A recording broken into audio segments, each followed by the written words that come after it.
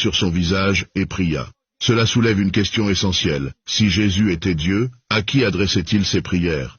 Ce geste de prosternation est une soumission totale à un être supérieur, qui correspond à la définition de Dieu. Ici, les musulmans Zak Nakir expliquent la prosternation comme un acte de soumission qu'on donne à un être supérieur qui correspond à la définition de Dieu.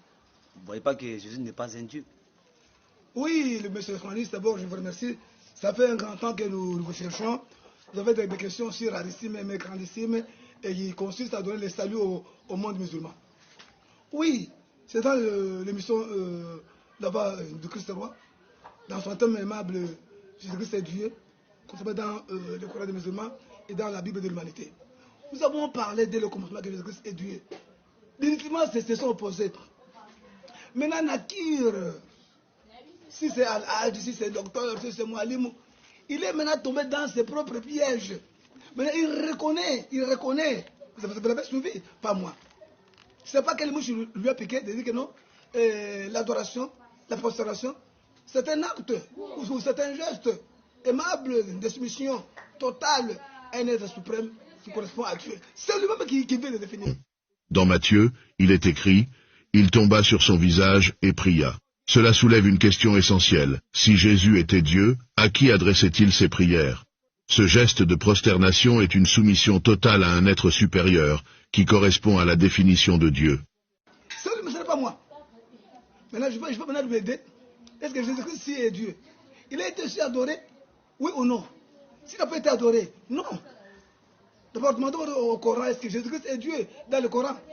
Dans le Coran, nous parlons aussi, ça c'est le Coran des musulmans. Vous voyez, le Coran des musulmans, qui est écrit avant que moi je sois né. Nous sommes d'abord dans Sourate Myriam. Qui est Jésus? Qu'on appelle Bibi Mariam. Il est présenté comme qui dans le Coran? Tel est Isa, Jésus, fils de Marie, parole de vérité, dont il est douteur. C'est-à-dire que tel est Isa, fils de Marie, parole de vérité, dont il doutait. Qui doute que Jésus est la parole? Qui doute que Jésus est la vérité? Si ce n'est pas eux-mêmes les musulmans. Donc le Coran a montré maintenant ce qui est la divinité de Jésus. Parce que le Coran dit que c'est lui qui, Allah seul est Dieu. C'est Allah qui est la parole. De deux, c'est Allah qui est la vérité. Maintenant, ici, le Coran dit que non, tel est ça. Parole de vérité. Ah, donc le Coran reconnaît à l'une des attributions et dédiées à leur Allah comme Dieu. Mais maintenant, de telle attribution sont maintenant en Jésus-Christ. Jésus est la parole de vérité. Vous voyez? Oui. Comment le Coran dit que Jésus-Christ est la parole de vérité? Jésus est Dieu. Maintenant, s'il est Dieu, et c'est comme Jacques Nakir a dit qu'il a été adoré. Oui. C'est pour ça que nous fermons d'abord le Coran momentanément pour ouvrir d'abord la Bible. Montrer que Jésus est Dieu. Oui. Ils ont le livre de Jean. Et dans le verset 56. Abraham, votre père, a tressailli de joie.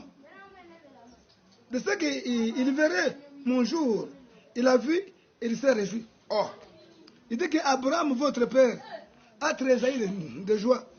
De ce qu'il avait vu mon jour.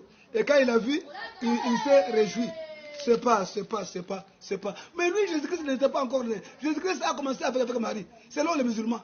Selon les musulmans, Jésus-Christ a commencé avec Marie. Mais s'il a commencé avec Marie, mais comment Abraham a tressailli de joie? Est-ce qu'Abraham a vu les jours de Jésus? Est-ce qu'Abraham a vu les jours de Jésus? Est-ce qu'Abraham a vu Jésus? Vous voyez que nos frères musulmans souffrent d'une maladie de l'ignorance. Ils se fondent les noms des docteurs, mais quand vous les écoutez, ce sont des grands ignorants. Écoutez maintenant, c'est demandé d'abord à David, comme les Torah, le livre des psaumes, 73, verset 22. J'étais un sot. Oh. Donc j'étais un sot. Tous ceux qui sont des sots, ce sont ceux qui s'opposent à la divinité de Jésus-Christ. Ce sont des sots. Ils ont fait des études coraniques et bibliques sans vraiment savoir ce qu'est Jésus. Ils ont fait que l'histoire, mais ils n'ont pas eu la vie.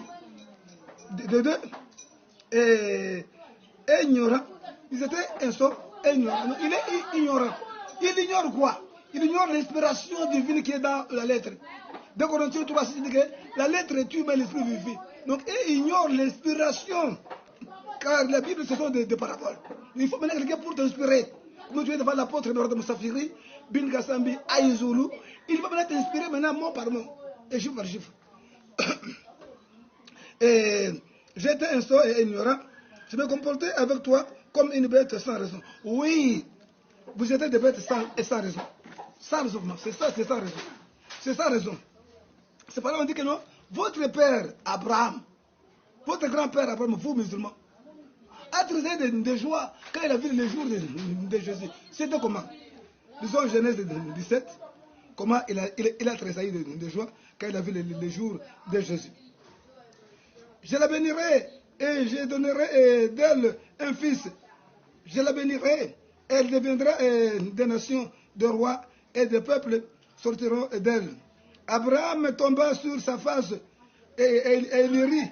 Il dit en son cœur, naîtrai-je un fils à un homme de 100 ans et Sarah âgée de 90 ans enfantera-t-elle?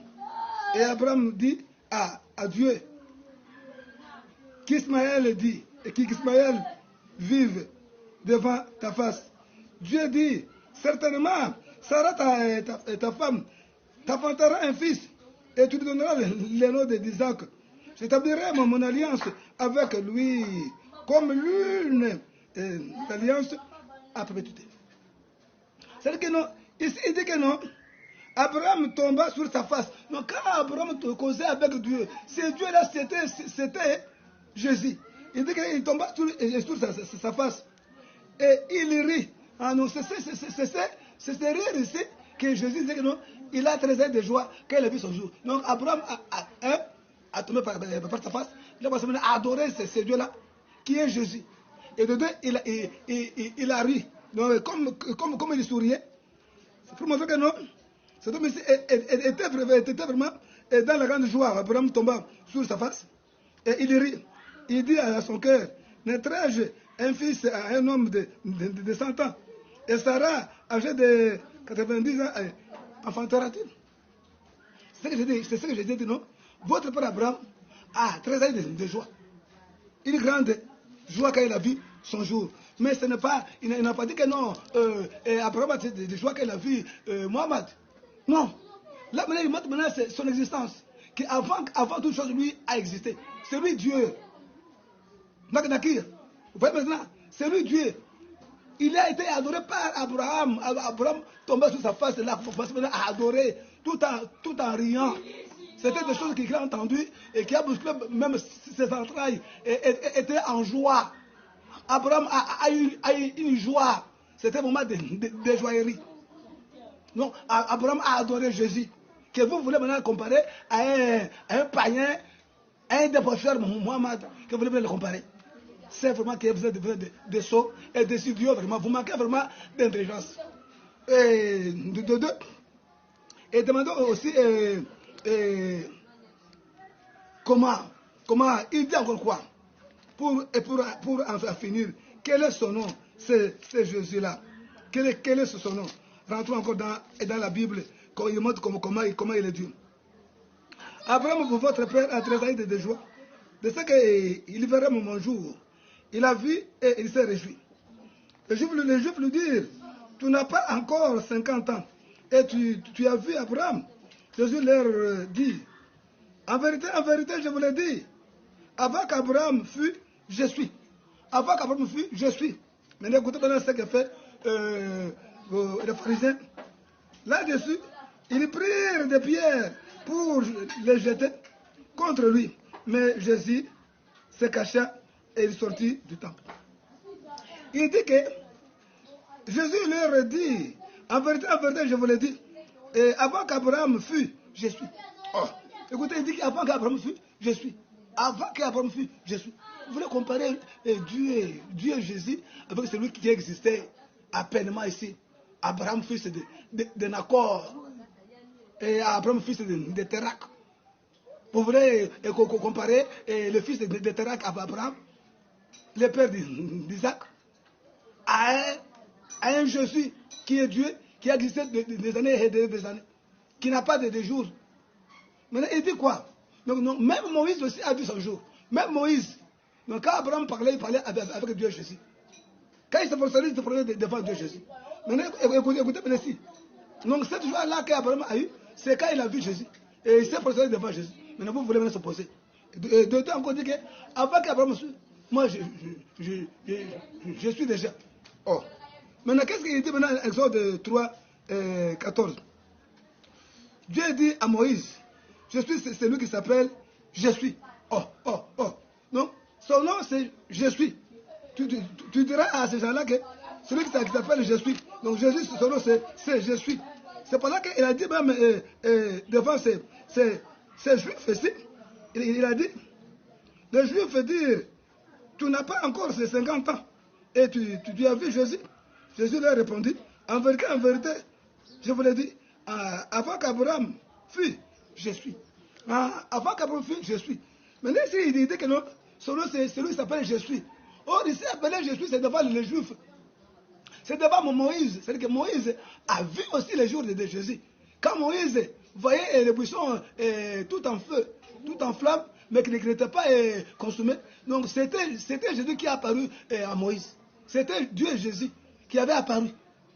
Maintenant, il dit que non, écoutez, maintenant, pour voir que c'était Dieu Jésus, il dit que,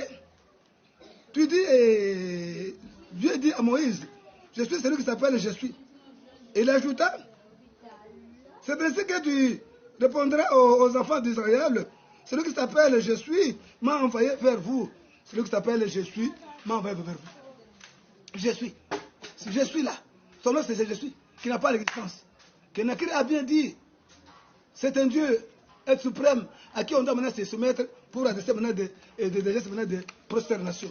Maintenant, Nakir, tu as dit que si on vous montre le verset, tu vas croire aussitôt en Jésus-Christ.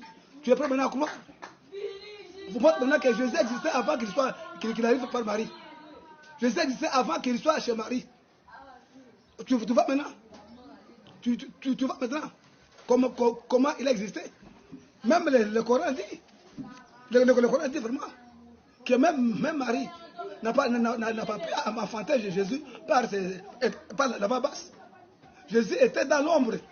C'est pas là même quand le Coran, ça va être Myriam 27, on dit, puis elles virent auprès des siens, en les portant les bébés, et ils dirent, oh Marie, tu as fait une chose monstrueuse. Donc on l'a appelé monstrueuse parce qu'il a porté un enfant, on ne sait pas d'où il est venu. Comme il est apparu dans ce monde, les musulmans appellent une naissance monstrueuse. Les chrétiens, les hommes intelligents l'appellent une naissance miraculeuse. Donc maman Marie est restée vierge avant l'accouchement de Jésus et elle était vierge après l'accouchement. Donc la Sainte Vierge Marie était restée vierge, elle était vierge avant que Jésus aille à naître et elle est restée vierge après que Jésus-Christ aille à naître. Maintenant c'est après tout qu'elle a connu maintenant Joseph comme son mari. Maintenant elle commence à faire des enfants comme toutes les autres femmes. C'est un seul, sans équivoque et sans ambiguïté dans toute la Bible, où Jésus, alayhi salam, lui-même a dit qu'il est Dieu, ou demande de l'adorer comme étant Dieu, je suis prêt à accepter le christianisme aujourd'hui. Si il est Dieu, le Coran approuve qu'il est Dieu. Maintenant, il a été adoré parce que Nakir, le docteur Nakir, il est docteur. D'abord, je le félicite de son doctorat. Il dit que non, l'adoration, l'acte de prosternation, c'est un acte de soumission adressé à un Dieu, donc à un être suprême. Maintenant, est-ce que Jésus aussi a été adoré? C'est ça. C'est ça que Jésus a été aussi adoré. Parce que Nakir a des pasteurs, des faux pasteurs qui le trouvent. Il s'habille avec des gens là. Des faux apôtres qui se sont endormis, il devient pasteur. Comment il est pasteur, on ne sait pas. Et est-ce que Jésus, demandons maintenant à Jésus, Jésus, Rabbi, tu as été adoré comme Dieu ou bien tu n'as pas été adoré? Et tu t'avais refusé? Et voici que tout à coup, Jésus vire à leur rencontre. Et il leur dit, salut à vous. Ils s'approchèrent de lui et lui embrassèrent les pieds et l'adorèrent. C'est au pluriel. L'adorèrent. Zach Nakir, docteur, tu as dit que non, tu as reconnu de ta bouche. Je sais que tu es un homme sincère, que la prostration est une soumission, est une soumission totale adressée à l'être suprême, c'est-à-dire à Dieu. Et que comme ici, les gens, les disciples ont embrassé le pied et se sont prosternés et l'adorèrent. C'est-à-dire que Jésus est Dieu. Jésus est Dieu. Docteur Zach Nakir, tu as dit que si on ne fait qu'un verset, tu vas changer l'opinion, tu ne seras plus musulman. Tu n'es pas comme tous les musulmans qui ont peur. Mais toi, tu as dit que toi, tu vas changer.